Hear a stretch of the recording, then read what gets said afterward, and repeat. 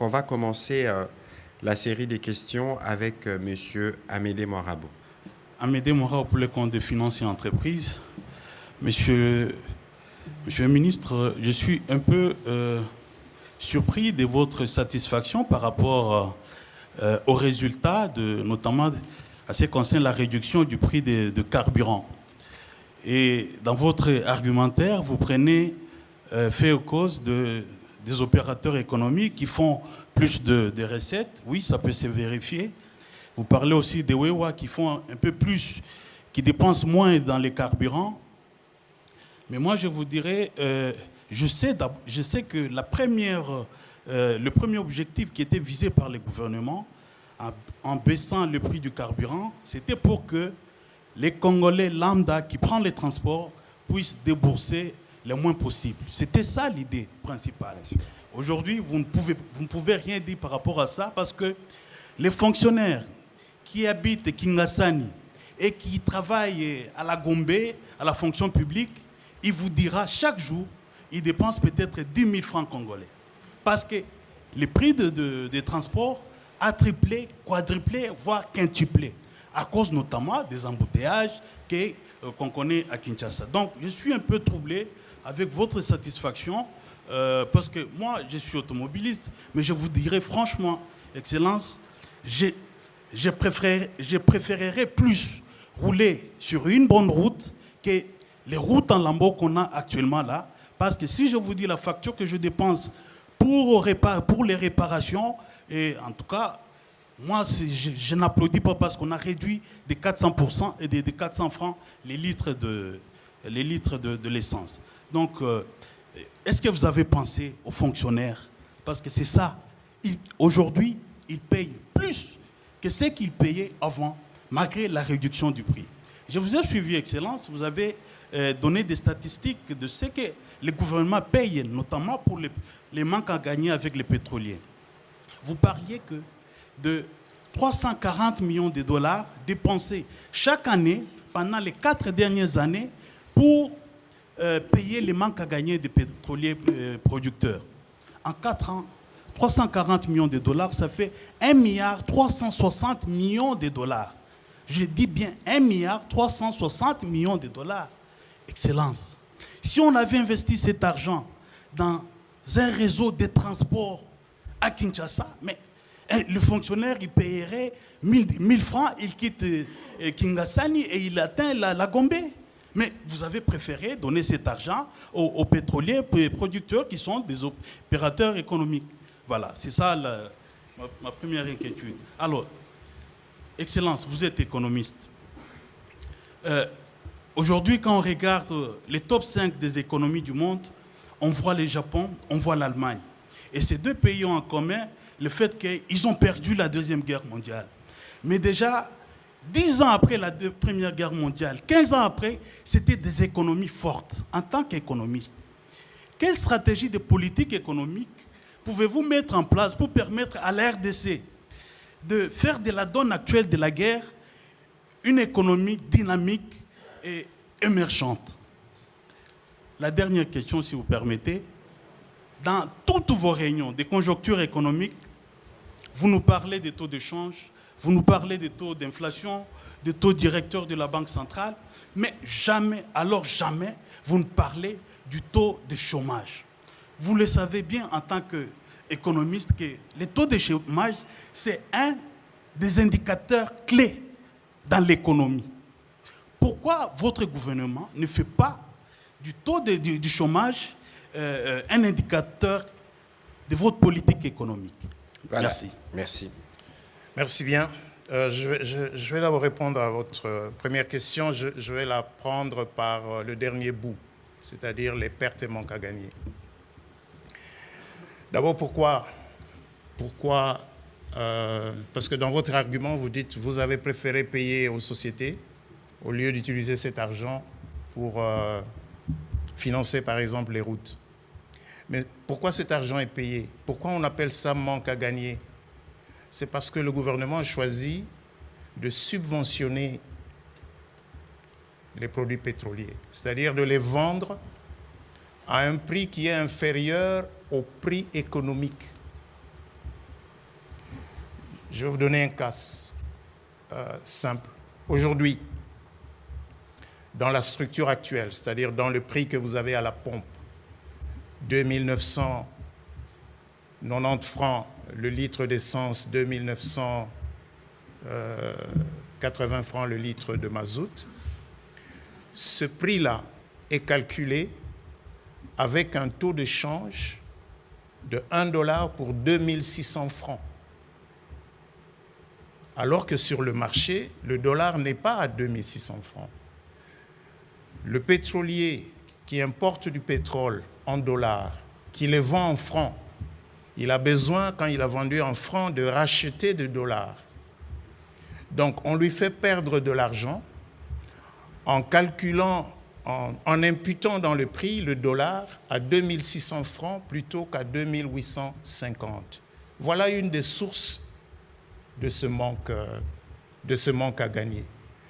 Ça veut donc dire que si aujourd'hui, nous calculons le prix de produits pétroliers en mettant le taux de change de 2 850 ou 2 860, le carburant coûtera beaucoup plus cher qu'il ne coûte actuellement. C'est donc une façon pour le gouvernement de prendre sur lui une partie de la charge qu'aurait supporté le consommateur final. Mais je peux vous rassurer à ce sujet d'ailleurs. Vous avez raison, ces manques à gagner étaient assez élevés.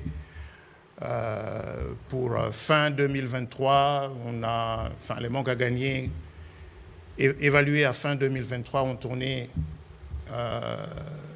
dans les 300 millions de dollars qui ont été remboursés totalement. Mais l'effort que nous avons commencé à faire et qui produit déjà des résultats au ministère de l'Économie nationale avec les autres structures, parce que c'est des décisions qui sont prises dans une commission où vous retrouvez le ministère de l'Économie nationale, le ministère des Hydrocarbures, le ministère des Finances, la DGDA, ainsi de suite. Pour le premier semestre 2024, les manques à gagner se sont chiffrés à 16 millions de dollars pour tous les 6 mois. Les chiffres pour le deuxième semestre seront connus avec certitude dans les jours qui viennent, en tout cas avant la fin de ce mois. Mais je sais déjà, parce que les estimations existent, que nous allons rester dans ces limites-là et que nous n'allons probablement même pas dépasser les 16 millions de dollars. Donc, le gouvernement a fait un effort pour diminuer sensiblement les pertes et manques à gagner. Et dans les efforts que nous allons faire dans les jours qui viennent, il s'agira notamment d'augmenter le taux de change dans les calculs du prix pour diminuer le manque à gagner afin que ces ressources servent à autre chose plutôt qu'à financer des pertes encourues par les sociétés pétrolières. Vous allez peut-être demander, mais alors pourquoi le gouvernement prend cette mesure-là? Mais il prend cette mesure-là parce que, imaginez un seul instant qu'il manque de produits pétroliers dans le pays, ce serait la catastrophe. Donc, tout faire pour que l'approvisionnement en produits pétroliers soit régulier est quelque chose de fondamental. Et ne pas mettre tout le poids sur les citoyens, mais enlever une partie de ce poids, c'est ça la position que le gouvernement avait choisie. Je peux vous garantir que dans certaines zones, parce que dans ce secteur, nous divisons le pays en 4 zones, Est, Sud, Nord et Ouest, mais dans la zone Sud, là où nous avons beaucoup de miniers qui sont les plus grands consommateurs de produits pétroliers, nous n'avons plus de manque à gagner dans cette zone-là, parce qu'on a pris un certain nombre de mesures qui ont permis de diminuer les manques à gagner. Alors, vous avez parlé dans votre question, je comprends. Moi, en tant que ministre de l'économie, j'aurais aussi voulu voir qu'à la suite de cette mesure, parce que 13%, c'est au-delà de 5%. Et en principe, le prix de transport devait être revu à la baisse pour refléter cette diminution de charges. Mais ici, ne mélangeons pas le problème des embouteillages avec des phénomènes économiques sur la base desquels nous, on prend ces décisions.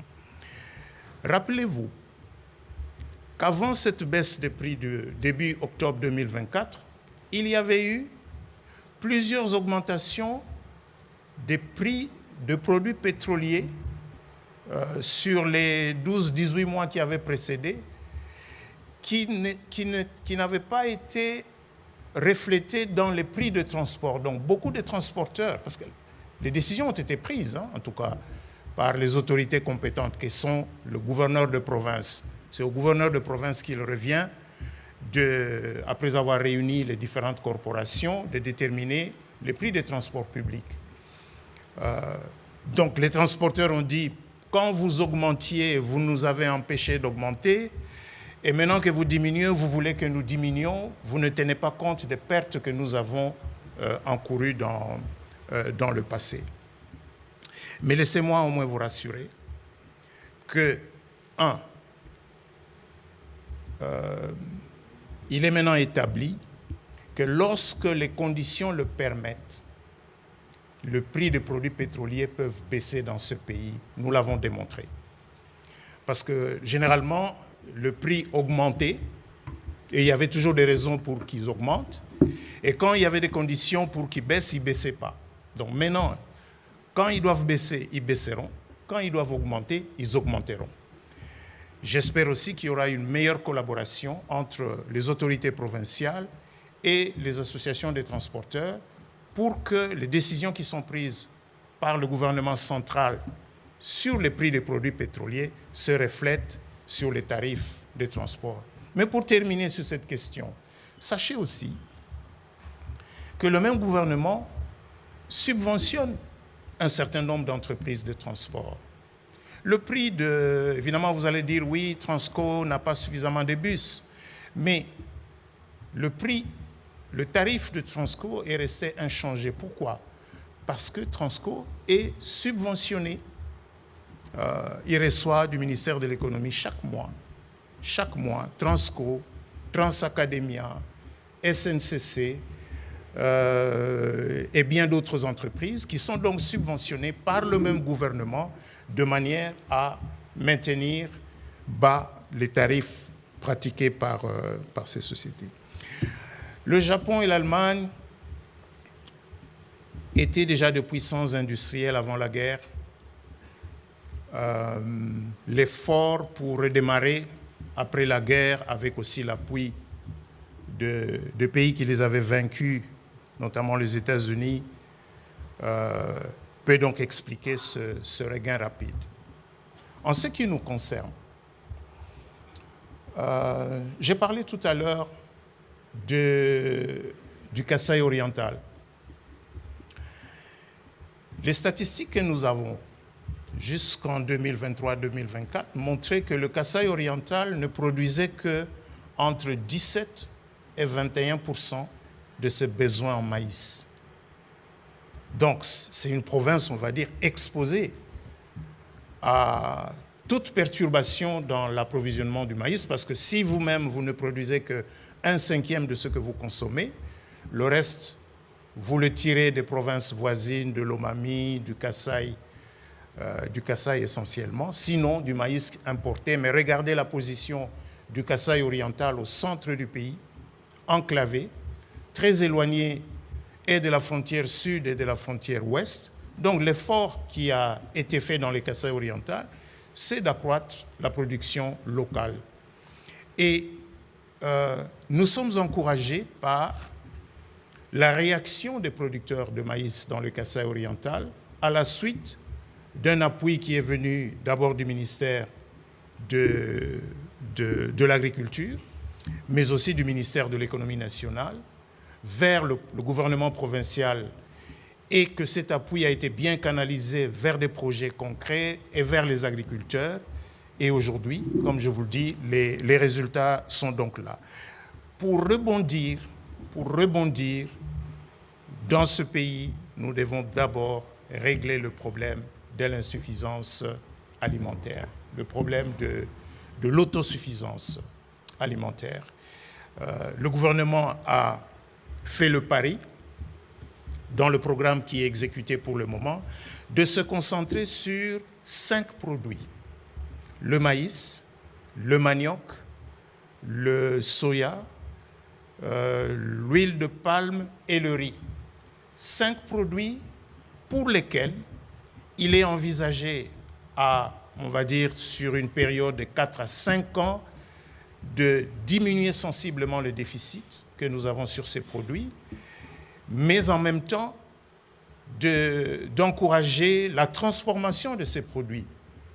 Le gouvernement a par exemple lancé un programme, le programme agricole volontaire, avec quelques bases agricoles dans lesquelles ont été investies d'importantes sommes d'argent pour mettre en place des vraies usines, des usines de manioc, des usines de maïs, permettant de transformer la production locale en produits qui peuvent être facilement stockés et facilement conservés de manière à stabiliser le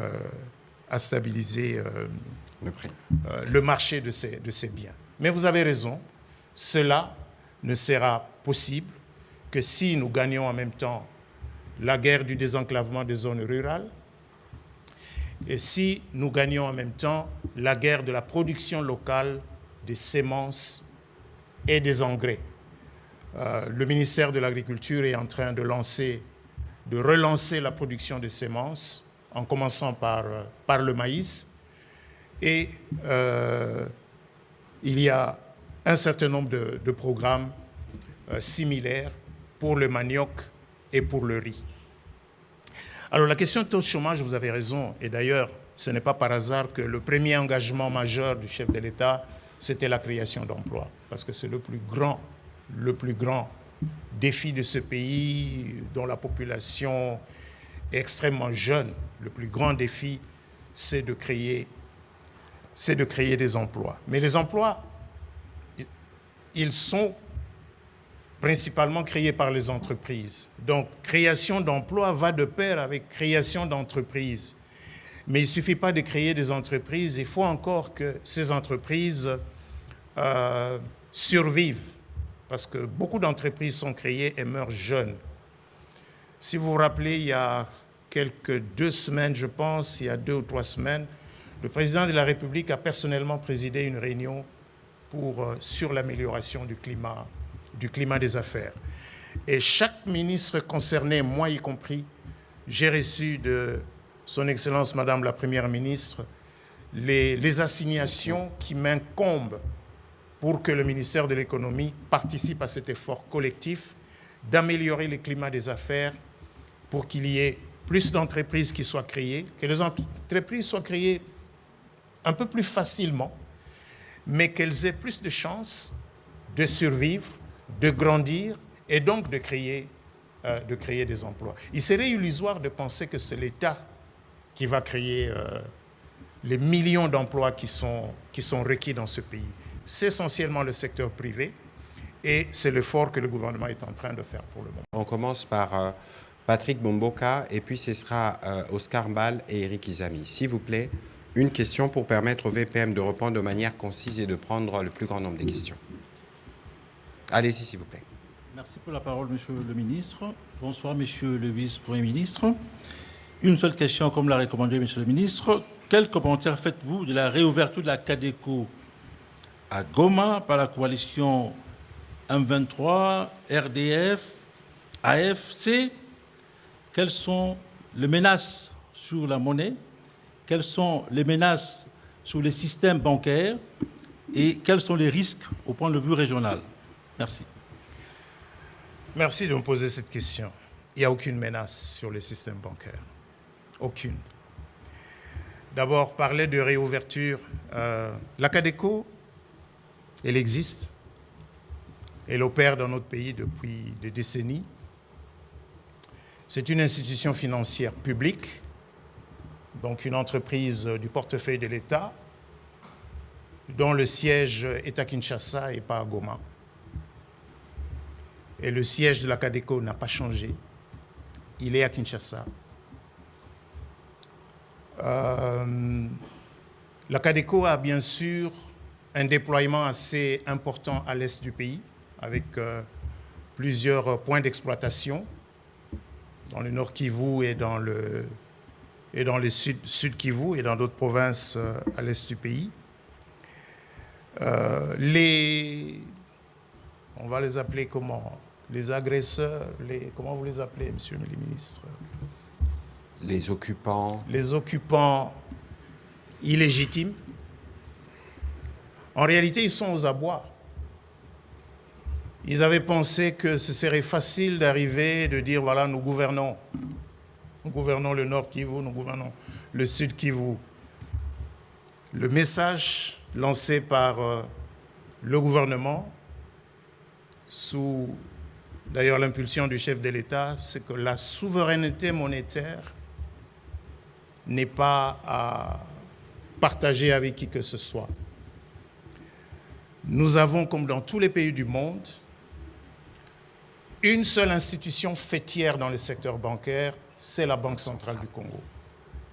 C'est elle le socle du système bancaire dans le pays. C'est elle le superviseur en chef des institutions financières. C'est elle qui les contrôle. Et justement parce que c'est elle qui contrôle toutes les institutions financières, y compris les IMF, les institutions de microfinance, sachez que la CADECO, qui est dans une situation financière difficile depuis de longues années, ne participe plus à la chambre de compensation. Les institutions financières entre elles En français facile, une chambre de compensation.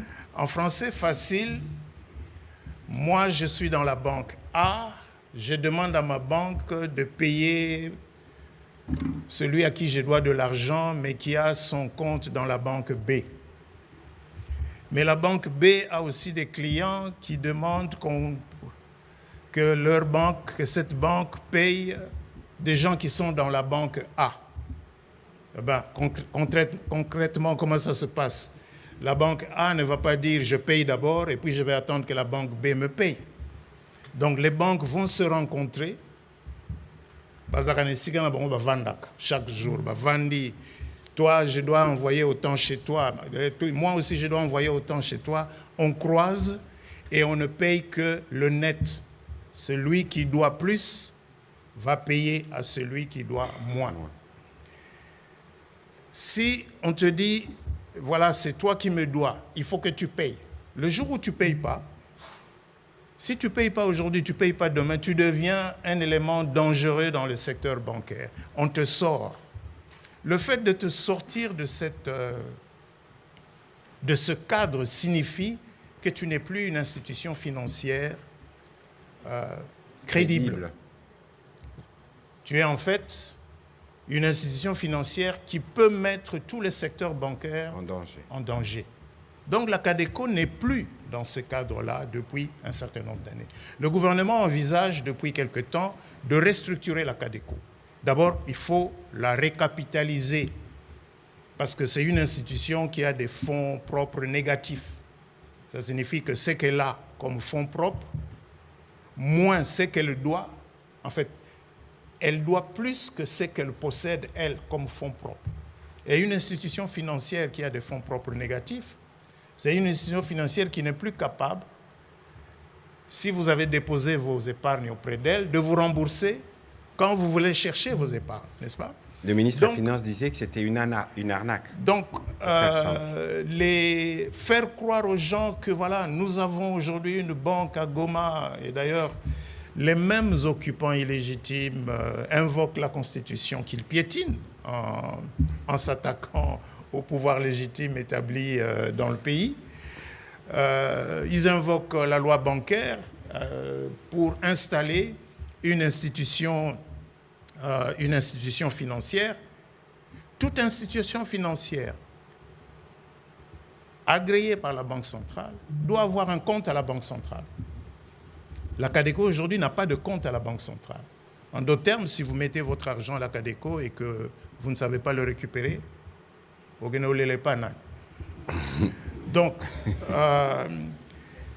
parce que le gouvernement a tenu, et a tenu bon, en n'ouvrant pas. Nous savons que c'est dur pour nos compatriotes qui sont dans ces zones. Mais nous n'allons pas négocier au rabais la souveraineté monétaire parce que qu'est-ce que ça aurait signifié qu'on laisse les banques ouvertes à Goma et à Bukavu? Ça signifiait qu'on devait laisser aussi la banque centrale parce que pour que les banques opèrent, il faut que derrière elles, Maman Bangwazala, pour yende abandobimisa mbongo quand ils en ont besoin. Maintenant, nous allons laisser la Banque centrale sous les injonctions des occupants illégitimes. La réponse du gouvernement a été non. D'ailleurs, ils ont plusieurs fois essayé de casser le coffre-fort de la Banque centrale. Ouais. Donc voilà, c'est ça la situation. Il y a des solutions palliatives qui font fonctionner un peu l'économie dans cette partie, avec la monnaie électronique, avec d'autres comportements que les opérateurs économiques ont adoptés. Mais tout le monde sait que le niveau d'activité économique a baissé, parce que quand l'argent ne tourne pas, le niveau d'activité économique baisse. Il y a moins de carburant qui arrive dans cette partie du pays. C'est des pertes de ressources pour nous, mais pour le pouvoir central, je veux dire. Mais pourquoi nous allions nous faciliter la tâche à des occupants illégitimes qui, entre-temps, prennent les recettes douanières? S'ils prennent les recettes douanières, les souffrances dans cette partie du pays aujourd'hui ne sont pas du fait du pouvoir central, c'est du fait de l'occupation. Que cette situation prenne fin, les banques vont réouvrir et le Nord Kivu, le Sud Kivu, qui sont de vrais poumons économiques du pays, vont reprendre leur rythme de respiration habituel. Voilà, on va prendre la question plutôt d'Éric Izami et puis ce sera Oscar Mbal. Une question, s'il vous plaît. Merci, Excellence, pour la parole. Monsieur le ministre de l'Économie, vous avez reconnu la souffrance de nos populations au niveau de la partie orientale, le nord et le sud Kivu.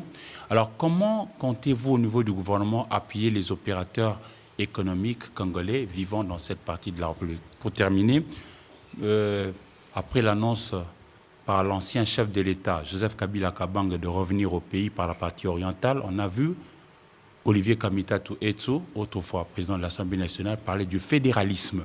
Ça, c'est la question au ministre Mouyaya. Comment est-ce que vous, gouvernement congolais, réagissez quand on parle fédéralisme en République démocratique du Congo? Alors, heureusement que j'ai à côté de moi un professeur d'économie, réputé, reconnu. Il aura sûrement l'occasion de donner quelques éléments de réponse à propos parce que, permettez-moi, même si on peut comprendre l'idée de faire un détournement, parce que bon, si on était déjà annonceur d'une arrivée qui n'est jamais arrivée, qui n'arrivera peut-être pas, on cherche à faire une petite diversion. C'est très malsain et très indécent de vouloir ouvrir un débat comme celui-là dans un contexte où vous n'avez jamais eu le courage de condamner ceux qui ont touché aujourd'hui à l'intégrité du territoire national. Vous voulez parler du fédéralisme d'un territoire où vous avez des agresseurs qui y sont, qui tuent tous les jours, où vous n'avez jamais eu le moindre bon sens, j'allais dire, d'exprimer une solidarité contre pour vos propres compatriotes qui sont des victimes quotidiennes et vouloir amener un tel débat, ça signifie simplement qu'on veut déplacer les curseurs parce que l'annonce qu'on a faite n'a pas donné les résultats. Et donc, c'est à la limite choquant d'ailleurs, parce que si nous devons refaire le parcours de l'homme qui l'est dit, du pacte de Sun City et de tout ce qu'il y a eu, il ne faut pas oublier que nous étions dans un contexte où le président de la République avait dit qu'on devait réfléchir justement sur la Constitution. Les mêmes personnes qui veulent revenir aujourd'hui pour nous reparler de fédéralisme, mais comment vont-ils y arriver? Mais c'est tellement suspect que ça soutient l'idée de ceux qui pensent que c'est le moment de balkaniser la RDC. Et c'est ça l'intention cachée. C'est ça justement le côté malveillant de ces débats qui peut paraître au départ intéressant, mais en réalité qui ne l'est pas. dans les contextes actuels, ce qui importe pour tous les Congolais qui tiennent à la République démocratique du Congo, c'est d'abord le retour à l'intégrité territoriale. Il n'y a rien qui n'éveille plus que ça. Et après, on peut débattre. On peut être unitaire, fédéraliste, mais dans un contexte comme celui-ci, vouloir faire un tel débat, c'est de l'indécence, tout simplement. Alors, Monsieur le Vice-Premier ministre, vous avez votre question, mais on peut profiter de votre présence ici, de par votre expertise, justement, pour que vous puissiez dire un mot sur ces sujets de décentralisation, de fédéralisme. Peut-être que vous allez nous aider à mieux éclairer les compatriotes qui nous suivent sur ces sujets. Bien, je vais peut-être, mais peut-être pour assurer notre ami par rapport à la première question que vous m'avez posée. Oui, le gouvernement est conscient, parce qu'il y a, vous savez, les banques sont fermées, il y a des entreprises qui opèrent dans ces zones, donc qui commencent à avoir des difficultés pour importer des matières premières et continuer à travailler. Nous avons eu des échanges qui vont se poursuivre. J'ai personnellement invité un certain nombre d'entreprises qui ont des opérations dans ces zones pour le 24 avril, pour une réunion avec la FEC et le ministère de l'économie, de manière à trouver les voies et moyens de faciliter la continuation de leurs opérations économiques dans le cadre restreint des opérations bancaires, pas seulement des opérations bancaires, mais il y a plein d'autres problèmes qui se posent pour des entreprises basées à Goma, basées à Bukavu, qui doivent importer des marchandises ou des matières premières de l'extérieur afin de continuer à fonctionner. Parce que, pour revenir à la question d'emploi qui a été posée, si ces entreprises fermaient, ce seraient d'autres Congolais qui vont se retrouver au chômage, et nous voulons bien éviter cela.